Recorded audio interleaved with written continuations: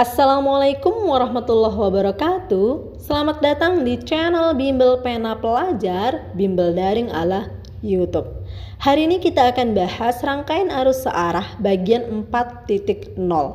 Dan submateri yang akan kita bahas adalah susunan sumber tegangan dan hukum kedua Kirchhoff. Susunan sumber tegangan listrik. Di video sebelumnya kita telah membahas susunan hambatan listrik dan sekarang kita akan bahas susunan sumber tegangan listrik. Peralatan elektronik di rumah kita itu rata-rata menggunakan lebih dari satu baterai. Contohnya remote TV. Ada berapa baterainya? Iya, ada 2 ya. Kira-kira susunannya gimana? Seri atau paralel? Ayo, sekarang kita bahas dulu nih, lebih efektif mana yang disusun seri atau paralel. Jadi kita tahu susunan baterai di rumah kita itu seri atau paralel. Nah, yang pertama kita akan bahas adalah susunan seri. Nah, kalau kalian perhatikan dari gambar yang ini, kira-kira ada bedanya? Iya, tegangan sumbernya ya. Ini tegangan sumber. Biasanya tegangan sumber kita simbolkan dengan V. Dan di sini adalah huruf E. Jangan bingung ya. Memang ada sedikit perbedaan antara simbol E dan V yang biasa kita gunakan. Simbol E ini adalah GGL. Apa itu GGL? Jadi GGL itu adalah gaya gerak listrik. Dan simbol V yang biasa kita gunakan itu adalah tegangan jepit. Apa perbedaannya? Yuk kita perhatikan. Ini gambar rangkaiannya. Jadi perbedaan antara GGL dengan tegangan jepit itu terletak pada saklar. Nih, pada saklarnya. Ya. Saat saklarnya terbuka, ya, yang dihasilkan oleh voltmeter ini itu adalah GGL yang ditunjukkan oleh voltmeter. Sedangkan saat saklarnya ditutup, yang ditunjukkan oleh voltmeter itu adalah tegangan jepit. Paham ya? Jadi perbedaannya itu terletak pada saklar. Saat saklar dibuka, yang ditunjukkan oleh voltmeternya itu adalah GGL, dan saat saklar ditutup yang ditunjukkan itu adalah tegangan jepit. Ya, dan perhatikan ini ya, di setiap GGL itu biasanya ada simbol R kecil. R kecil ini adalah hambatan dalam. Jadi sumber tegangan seperti baterai dan aki di dalamnya itu ada hambatan dalam yang disimbolkan dengan R kecil. Nilainya memang kecil, makanya simbolnya R kecil ya. Nilainya memang kecil tapi nggak bisa kita abaikan ya. Oke, itu tadi ya. Ini R kecil itu ada hambatan dalam. Nah, kembali lagi ke ini tadi GGL dengan tegangan jepit. Nilai dari GGL itu lebih besar dari tegangan jepit. Jadi secara matematis E dikurang dengan V itu adalah perkalian antara kuat arus dengan hambatannya. Jadi untuk mencari GGL itu sama dengan tegangan ditambah perkalian antara kuat arus dengan hambatannya. Ya. Paham ya? Nah, sekarang kita kembali ke susunannya. Untuk rangkaian seri, tegangan sumbernya ini bisa langsung kita jumlahkan. Ya, rumusnya sama seperti untuk mencari hambatan yang disusun seri. Jadi E seri itu sama dengan E1 ditambah E2 ditambah E3 dan seterusnya. Ya, dan untuk mencari nilai hambatan dalamnya juga sama seperti hambatannya yang disusun seri, yaitu R1 ditambah R2 ditambah R3 dan seterusnya kalau lebih dari 3. Ya, dan kalau kita perhatikan nih, baterai remote yang ada di rumah kita itu biasanya menggunakan 2 baterai dengan nilai baterai yang sama. Ya, sama-sama biasa sih 1,5 volt ya kan, sama-sama 1,5. Jadi kalau nilainya itu sama, seandainya baterai itu disusun secara seri ya, jadi misalkan E yang digunakan di rumah baterainya itu 1,5 volt ya, biasanya itu kan ada 2 baterai ya, berarti E yang disusun, kalau seandainya baterai disusun seri berarti bisa langsung N dikali dengan E. Baterainya ada berapa? Ada 2, berarti 2 kali 1,5 berarti sama dengan 3 volt. Kira-kira begitu. Ya. Nah, kalau mau cari kuat arusnya, ya konsepnya sama kayak yang kemarin, VIR. Bahwa untuk mencari tegangan itu perkalian antara I dengan hambatan. Berarti kalau mau mencari I itu adalah tegangan dibagi dengan hambatan. Berarti untuk mencari I pada rangkaian sumber tegangannya disusun seri itu adalah tegangan sumbernya, berarti E yang disusun seri dibagi dengan hambatan yang biasa ditambah susunan hambatan serinya, hambatan dalam serinya ya. Jadi I sama dengan E seri dibagi dengan R ditambah dengan RS seri ya. Paham sampai di sini? Jadi sebenarnya itu aja ya. Oke, alhamdulillah. Sekarang kita bahas susunan tegangan yang disusun secara paralel. Ya, ingat konsep dari rangkaian kemarin bahwa untuk rangkaian paralel nilai tegangannya itu sama semua ya. Ya, sama seperti ini juga. Jadi, untuk GGL yang disusun paralel ya sama dengan nilai GGL itu sendiri. Jadi mau disusun paralel berapa banyak pun nilainya sama. Berarti lebih efektif mana nih? GGL yang disusun seri atau paralel? Seri ya, dia akan menghasilkan lebih banyak. Jadi kuat arus yang dihasilkan lebih besar. Berarti alat listrik yang di rumah kita itu semuanya disusun secara seri, benar ya. Dan untuk mencari hambatan dalamnya R paralel, nah karena fakta di lapangan bahwa baterai yang kita gunakan itu selalu sama nilainya, nggak ada yang beda. Jadi kalau 1,5 semua 1,5. Ya kan, kalau menggunakan 3 volt semua 3 volt gitu. Berarti untuk mencari hambatan dalam yang disusun paralel bisa langsung kita cari dengan R dibagi dengan berapa banyak baterai yang kita gunakan ya. Dan untuk mencari nilai dari kuat arus yang dihasilkan itu adalah V dibagi dengan R, di mana V di sini yang kita gunakan adalah GGL-nya. Berarti GGL yang disusun secara paralel dibagi dengan R biasa ya, alat listriknya berapa, ditambah dengan hambatan dalam yang disusun paralel ya. Atau bisa kita sederhanakan untuk mencarinya yaitu GGL dibagi dengan R ditambah hambatan dalam dibagi dengan jumlah baterainya ya, dimana E itu adalah GGL satuannya volt dan V itu sama dengan I kali R, ini adalah tegangan jepit ya. Jadi I besar sama I kecil sama ya, sama-sama kuat arus ya, jadi nggak ada bedanya, cuman ini ibu kurang konsisten aja ya. Jadi I adalah kuat arus satuannya ampere, R hambatan dalam satuannya ohm, dan R besar itu adalah hambatan satuannya juga ohm.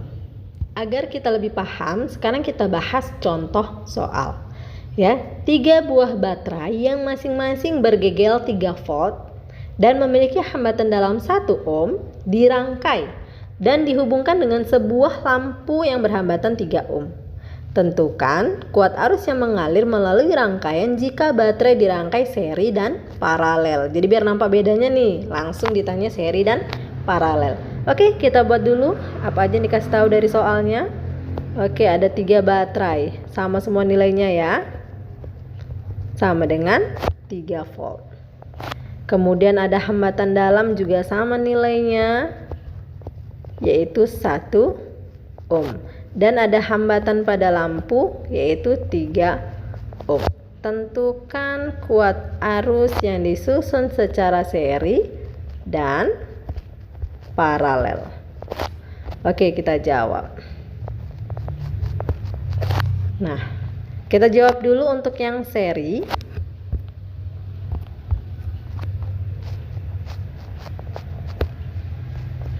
Oke, untuk yang seri kita cari E saat disusun seri, berarti karena ada 3 langsung N kali E, berarti 3 kali 3 sama dengan 9 volt ya. Sekarang kita cari R serinya, sama langsung dikalikan berarti N kali R, dimana N nya 3, R nya 1, berarti 3 ohm.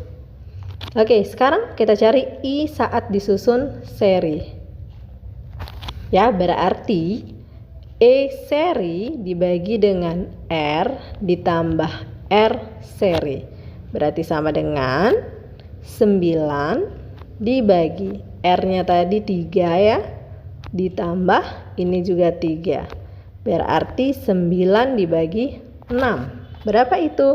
1,5 volt. Oke, sekarang yang disusun paralel. Jadi yang disusun seri udah dapat 1,5 volt. Sekarang saat disusun paralel.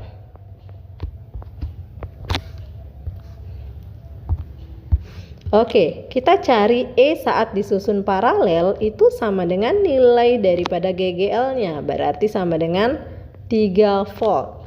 Nggak berubah ya kalau disusun secara paralel. Kemudian R paralel itu sama dengan R dibagi dengan jumlah baterai.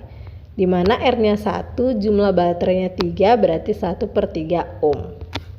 Selanjutnya kita cari I yang disusun secara paralel, berarti E paralel dibagi dengan R ditambah R yang disusun paralel.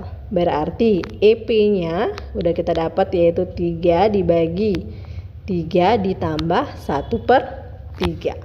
Berarti sama dengan 3 dibagi, penyebutnya 3, berarti 3 ini 9/3.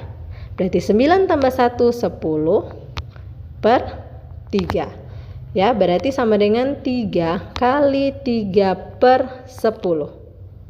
Sama dengan 9/10. Ibu buat oke di sini ya. Berarti I sama dengan 9/10 sama dengan 0,9 ampere. Ini saat disusun paralel. Ya. Jadi terbukti bahwa baterai yang disusun seri itu akan menghasilkan kuat arus yang lebih besar daripada yang disusun paralel. Jadi lebih efektif memang baterainya itu disusun seri. Paham ya? Alhamdulillah. Gimana dengan contoh soalnya? Paham? Alhamdulillah. Kalau belum paham silakan di flashback ya, diputar lagi. Tapi kalau masih belum paham juga silakan tanyakan di kolom komentar. Ya, dan untuk tugas kita soal nomor 1 adalah soal ini. Lebih mudah ya soalnya, karena yang ditanya hanya susunan seri. Silahkan dikerjakan. Hukum kedua Kirchhoff. Jadi Kirchhoff menciptakan hukum kedua untuk menyelesaikan permasalahan jika dalam suatu rangkaian terdapat beberapa hambatan dan beberapa sumber tegangan. Jadi kalau di video kemarin kita udah bahas kalau seandainya ada beberapa hambatan bisa kita selesaikan secara seri ataupun paralel, ya kan? Tadi kita juga udah bahas bahwa kalau ada beberapa sumber tegangan maka kita bisa selesaikan secara seri atau paralel juga. Nah sekarang gimana kalau seandainya terdapat dalam suatu rangkaian beberapa sumber tegangan dan beberapa hambatan? Maka kita bisa selesaikan dengan cara hukum kedua Kirchhoff. Jadi hukum kedua Kirchhoff itu intinya total beda potensial atau tegangan pada suatu rangkaian tertutup itu sama dengan 0. Ya, ini yang paling gampang. Ya, versi lain bilang bahwa pada rangkaian tertutup jumlah aljabar GGL dan jumlah penurunan beda potensial itu sama dengan 0. Jadi intinya ini dia. Sigma GGL ditambah sigma penurunan tegangan I kali R itu sama dengan 0. Nah, ada perjanjian tanda yang harus kita tahu. Ya, jadi sebenarnya ini kita sih bisa pilih ya, mau loopnya searah arus atau enggak, ya kan? Tapi biar kita mudah, kita samakan aja semua ya. Jadi kita nggak bingung, kita nggak usah pilih, tapi kita gunakan aja seperti yang Ibu jelaskan nanti. Ya, jadi untuk tanda yang pertama nanti buat arah loopnya itu mengikuti arah arus. Ingat ya, arus itu mengalir dari kutub positif ke kutub negatif. Jadi kita ikuti arah loopnya mengikuti arah arus. Seandainya nanti ada dua sumber tegangan, maka ikutinlah yang sumber tegangannya lebih besar. Ya. Oke, yang kedua, jika arah loopnya sudah kita buat mengikuti arah arus, berarti nanti I kali R-nya itu bertanda positif. Dan yang ketiga, saat mengikuti arah loop, tanda GGL-nya nanti bergantung pada kutub apa yang kita jumpai lebih dulu. Jadi saat nanti jalan arah loopnya itu kan saat nanti jalan, nah yang kita jumpai nanti kutub apa dulu dari GGL. Jika kutub negatif maka tandanya negatif, jika kutubnya positif maka tandanya juga positif. Ya, nah ini coba kita ambil contoh untuk menyelesaikan ini rangkaian ini. Jadi persamaannya jadi gimana ini, ya kan? Nah di sini kan ada dua buah sumber tegangan. Ya maka anggaplah E1 itu lebih besar daripada E2. Maka kita ikuti arah loopnya mengikuti E1. Nah E1 kan berarti I-nya seperti ini. Berarti ikut arah loopnya ini dia. Nah, oke ya, paham arah loopnya. Nah berarti nanti kita jalankanlah dia, nanti I-nya bertanda bertanda positif. Berarti ini yang pertama R1. Ya, berarti I kali R1 di sini ya. I kali R1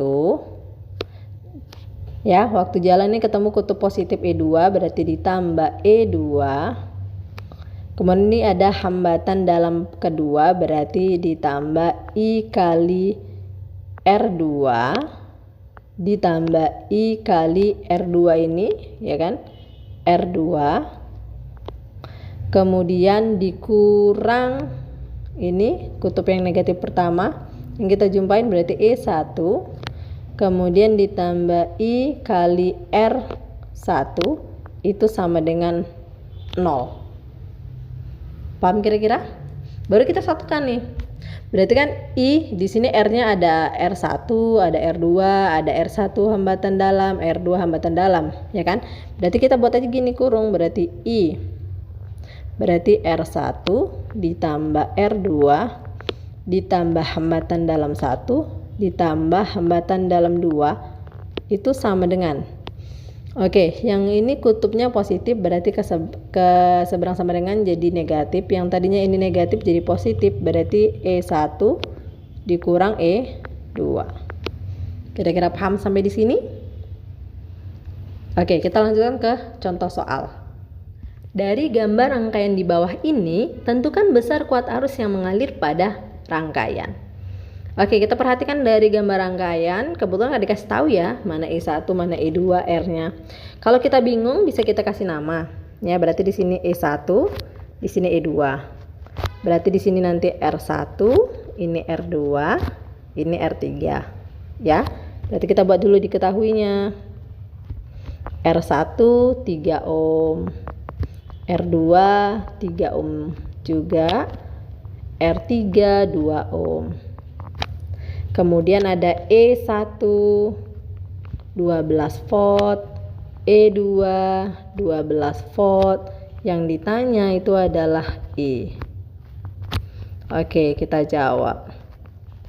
Nah, ini soal untuk rangkaian yang loopnya 1. Berarti I-nya itu kan sama semua ya. Sama seperti yang tadi. Kalau kita mau cari satu-satu ya kita buatnya gini, berarti I kali R1 tambah I kali R2 tambah I kali R3 ya kan. Kemudian kutubnya ya kan arah loopnya kita ikutin arah ini, arah arusnya kemari, berarti ini ya kan. Oke, berarti waktu jalan jumpa kutub yang kedua negatif kurang E2, kemudian jumpa kutub negatif juga untuk E1, ya udah sama dengan 0. Berarti kan I, makanya ini sebenarnya langsung aja kalau kita udah paham, jumlahin aja R-nya langsung, ya kan? Kebetulan hambatan dalamnya nggak ada, sama dengan, oke, semuanya jadi positif ya, berarti E1 tambah E2. Berarti I, berarti ini 3 tambah 3 tambah 2 sama dengan 12 tambah 12, ya kan? Berarti 8I sama dengan 24. Lanjut kemari ya, berarti I sama dengan 24/8, berarti sama dengan 3 ampere. Gimana? Mudah ya? Oke, untuk yang masih satu loop ini alhamdulillah dia masih mudah. Nah, nanti di video berikutnya kita akan bahas untuk yang 2 loop. Oke, untuk tugas kita nomor 2 minggu ini yaitu soal ini ya. Jadi ini tentang hukum kedua Kirchhoff yang 1 loop. Sama persis ya dengan contoh yang barusan Ibu bahas. Iya, selamat mengerjakan.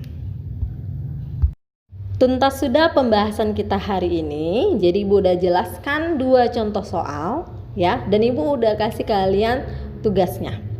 Ya, semoga kalian paham dengan materi kita kali ini. Sampai jumpa di video kita berikutnya. Wassalamualaikum warahmatullahi wabarakatuh.